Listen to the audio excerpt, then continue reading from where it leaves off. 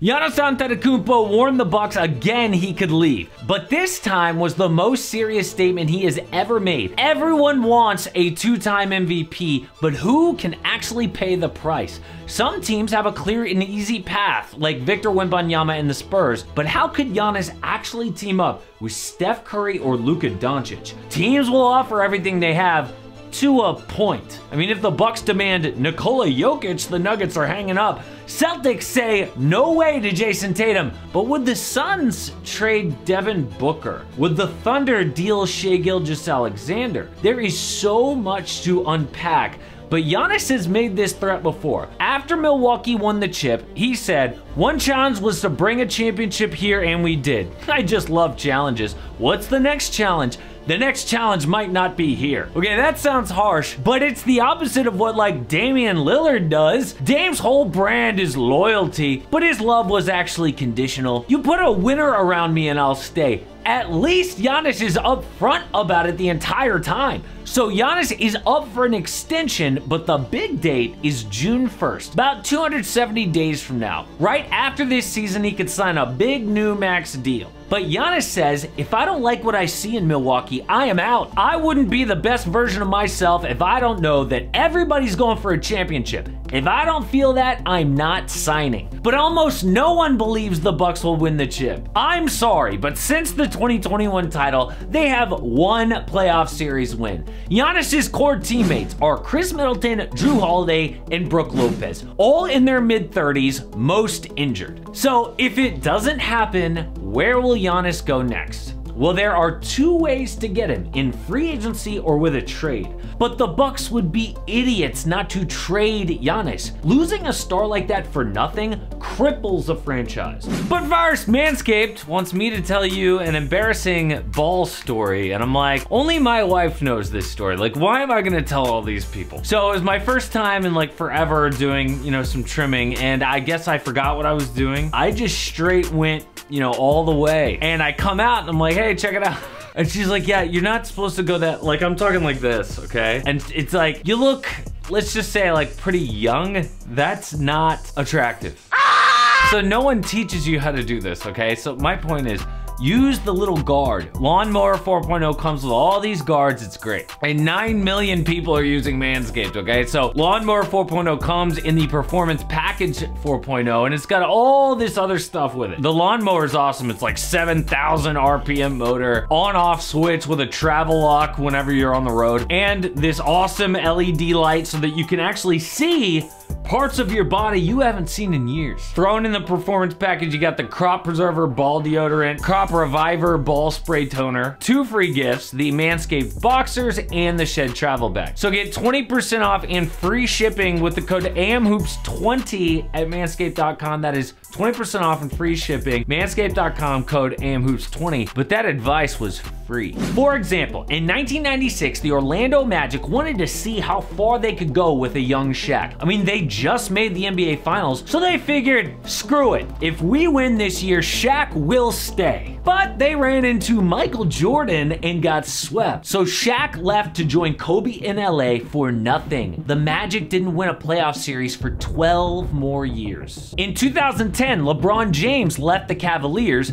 They were the worst team in the NBA until they got lucky and he came back to them in 2014. But imagine if the Thunder had traded Kevin Durant instead of just letting him go. Not only does prime Russ have a better team around him for years, but KD never signs with the Warriors. Instead, OKC hasn't won a playoff series. It's 7 years and counting. So Milwaukee must trade Giannis. If he reached free agency, about half the league could create cap space to sign him. But who could do this trade? Well, first we have to figure out Giannis's trade value.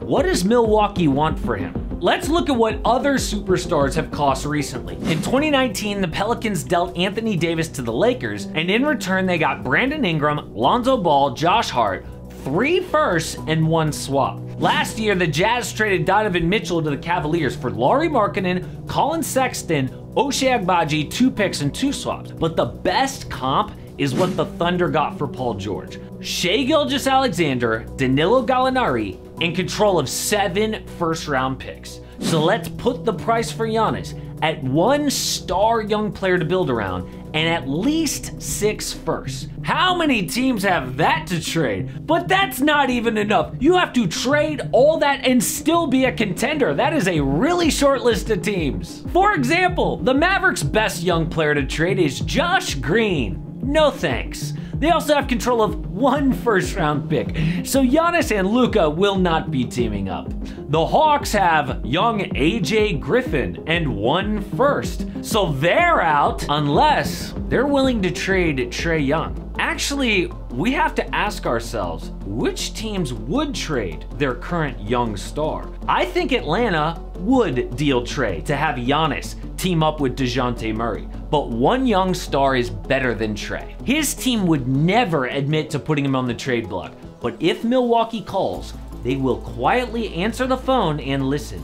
Ja Morant has been a headache recently, and I think Memphis would trade him for Giannis. Grizz fans hate to hear that, but Giannis teams up with Desmond Bane and Jaren Jackson Jr. That is a West contender. The Grizz play great without Ja already when he's injured. Last year, the 2 seed behind the Denver Nuggets.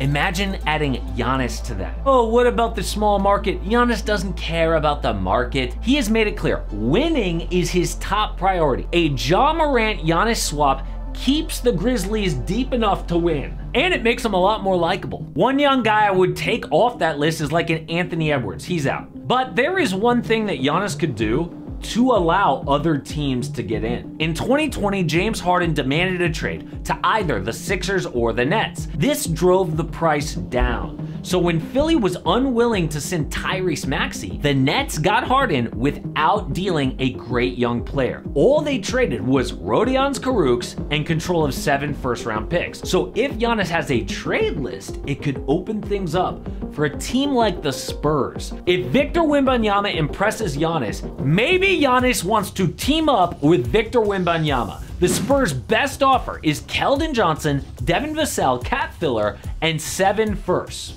Giannis is used to playing with a true center if Wemby moves to the 5, but San Antonio also has a lot of future cap space. They can afford to sign an elite point guard to create a big 3. San Antonio is actually a major threat. But another small city to watch is the Thunder. We know they have stalked draft picks for years for a superstar like this. Their trade package centers around all those picks and a young player like Josh Giddey or Chet Holmgren.